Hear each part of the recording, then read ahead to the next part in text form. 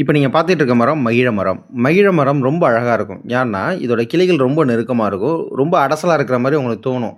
பாந்தமா அந்த மரத்த சுத்தி நல்ல நிழலைத் தரும் இந்த மரம். வருடம் முழுவதும் பசுமையா துளிர் அடிச்சுக்கிட்டே இருக்கும்.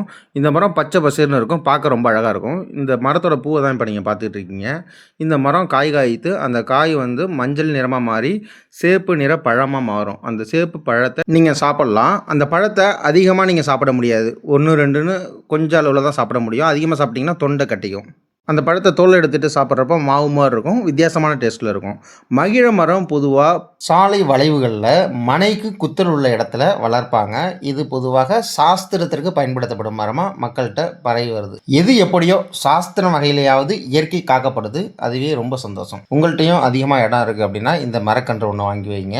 நிறைய குருவிகள் வாழ்றதுக்கு இந்த மரம் உதவும். எல்லா வகையான மரத்தை வளர்ப்பதே இயற்கைக்கு நாம் கொடுக்கும் நன்றி கடன்.